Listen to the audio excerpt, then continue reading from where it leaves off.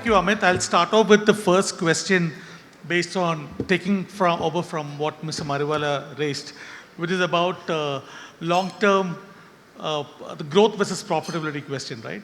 Uh, how should it distinguish between bad economics and temporary losses that are building a long-term moat?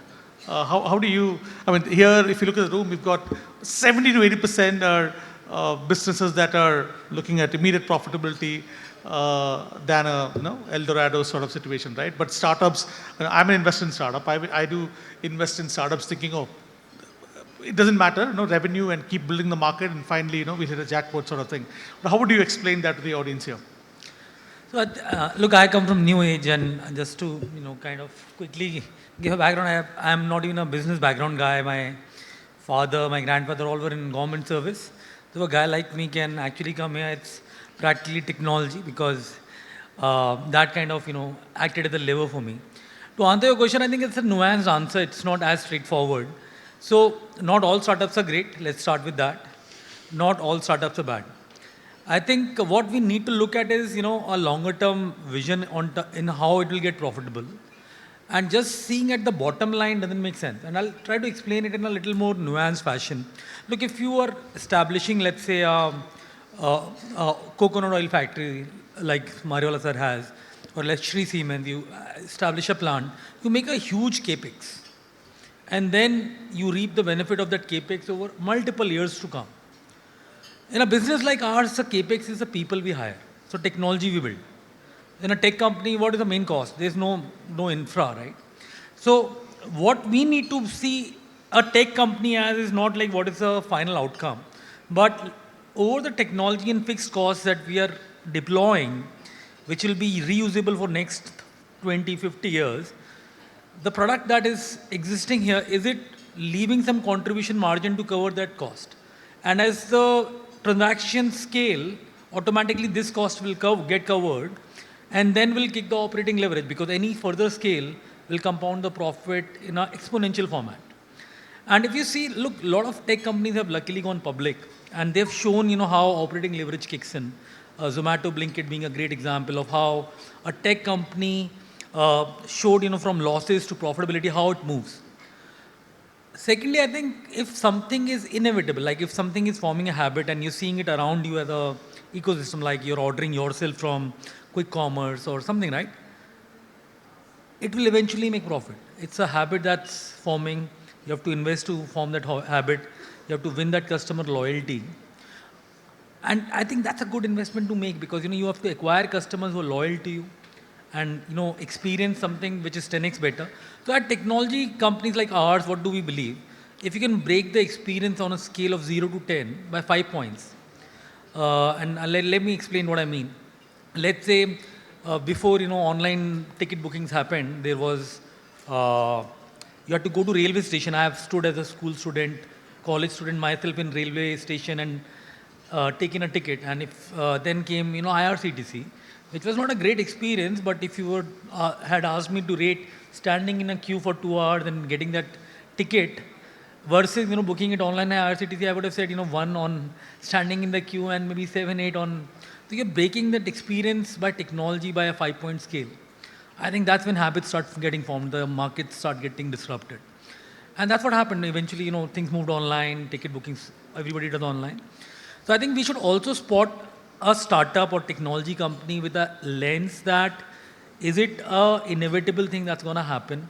Finally, the margin structures will fall in place. At times, you have to invest in forming that, making the people experience that comfort also takes investment because you have to move them out of one habit to other.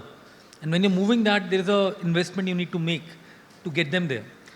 And last point is, look, I look at it like this, in profitability versus growth. Not profitability, growth. Is it a good startup or not? I basically ask a simple question. If I stop, putting marketing money, what will be the profitability of the company? Does it really have any moat? Which means that are there loyal customers who will still buy, or it's just performance marketing they are doing to get every transaction? There's no moat. So I always look at from that lens. So I think looking at cohorts is important. Yeah. I love startups when they have proven in a city or a pin code they're profitable on a particular level at a unit economic level, and then they are raising money to expand this offering across India.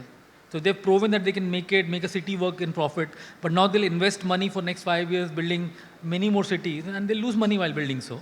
But they have a proven model of how to get to profitability eventually.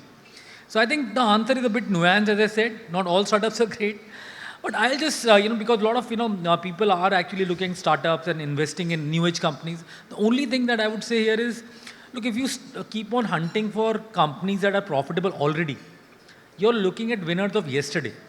The winners of tomorrow might be actually losing money, and you might miss out on that opportunity because habits are changing, technology is changing, AI is transforming. So I would be very open to looking at next, what is next here. Yeah.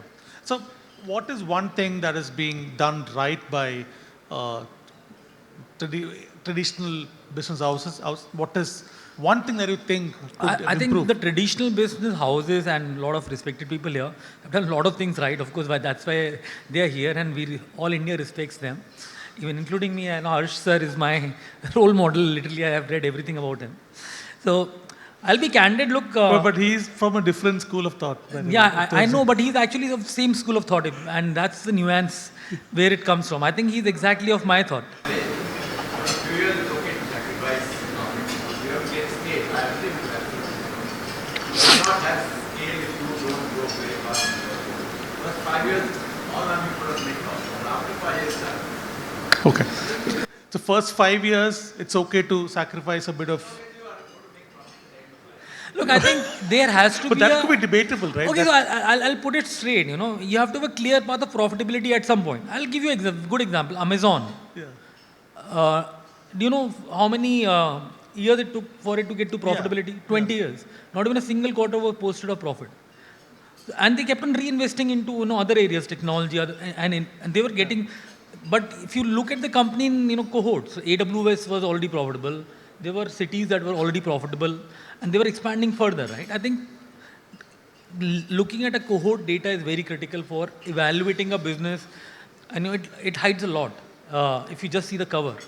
Yeah, but also company like Amazon, if you look at most of the value addition, it's come from Blue Origin and not really from the traditional e-commerce sort of business. The Blue Origin added about almost a $50 to $100 billion valuation into Amazon's overall value.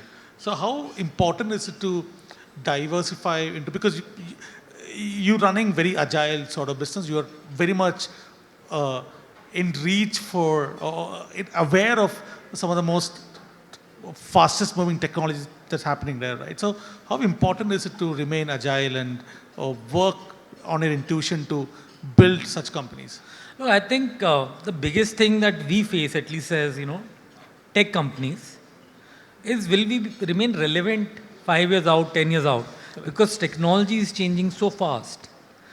When internet came, all people used to use magazines to read about cars. What we disrupted was, real-time information is available on price. Any new car model you can check on our site, compare stuff. You can now take insurance online. You can take finance online. We were disrupting something out there. Now imagine a new world where people don't use anything that I built. Yeah. That's possible. Yeah. If AI is coming and people have agents, AI agents who do the job for them. Okay, buy me a car, and he's hunting and doing stuff. So I think the most important thing from my perspective, and I would say all traditional businesses also, is will you be relevant 5-10 year out? Will you be relevant 20 year out? And I think that's a fundamental existential question we should ask ourselves every year. And I've been asking that for a decade now. Look, our startup is an 18-year-old startup. It's not like really a startup. We have compounded slowly. For 7 years, we did not take any funding. We were running profitably on our own money based out of Jaipur as a headquarter. We still headquartered in Jaipur. So our value system is quite traditional in terms of how we have grown. But we've also invested capital where we saw this capital infusion can get us to a different scale. So my main point is, guys, there's no right or wrong. I think it's the fundamental business model. The innovation is going to be critical for any organization, be it mine or be it any traditional business. My personal view is that there is a lot about to change, And I don't know if everybody in the room realizes, what's about to happen. And if you have not used Claude, Cowork, and Claude Code, everybody is going to be redundant, literally, is all I can, warn. My own role is at risk. I'll be candid as the CEO. I am doing my 90% job through a Claude agent, frankly. And it does a better job than me. My marketing team is redundant now because I have moved all my marketing to Claude. All performance, marketing, optimization, measurements is happening on a Claude agent. I had 50 people earlier to do this. One agent does this job now. And that's the scale at which it is getting disrupted. No, I think we should ask the room. Can I just show of hands, how many of you are using Claude agent? How many of you using Claude? Just raise your hand. How many And of you not guys? Claude Chat, Claude Cowork or Claude Code. Wow. Okay. Very few. So I think that's one takeaway if you can take from me today. Just get onto the Claude paid version, which has two more options, a Cowork and Claude Code. It's insane. So I called a banker for a IPO pitch, and he said, it will take 3 weeks, and he came after 3 weeks. And last night, I just put my data, AOP, everything into that, and I said, make a pitch. It made a more accurate pitch than my banker. Imagine. And it reasons, it logics, it does everything. Like I would do. And trust me, to the group here, this is the must-have for you. Any parting thoughts? And I would say, I must tell you, one of my favorite judges in Shark Tank. How many of you have seen him in Shark Tank? Okay. I think and you've seen the startups evolve, and you've been on the media glare investing in startups too. Is Indian family, are we doing enough in terms of allocating capital to startups? I think Indian families in general are conservative when it comes to capital conservation becomes a goal. I think there have to be two pockets. One is aggressive capital, one is conservation capital, which obviously should be done. I'm not trying to debate that. But the aggressive capital should be used for doing new age company. I love what Marico is doing in terms of acquiring so many D2C startups. Yeah. And that's fueling the next level of growth. And there are some amazing companies here. We got Sanjeev Patwari ji Exactly. of Rashmi Metallics doing some really large volume business. And realizing, that when you get a new age company into yourself, there will be friction. And if you try to blend them in your culture, don't acquire them. Because they work on a different pace, they work on a different agility. So better is to let the culture be outside your own culture, which is maybe very different.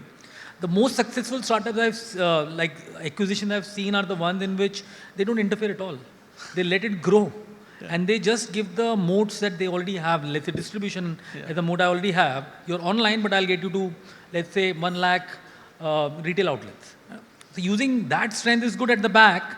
But if you try to make them, fit, most of the companies, who have acquired these companies, founders leave in 18 months after the lock-in, after they make their money. And that's where, the problem lies. I think the cultural stuff that Harsh sir mentioned here is equally important.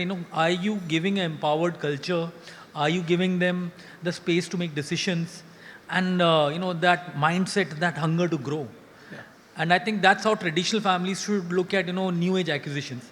Yeah. These are different level of beasts. They want to run fast. They are hungry to grow.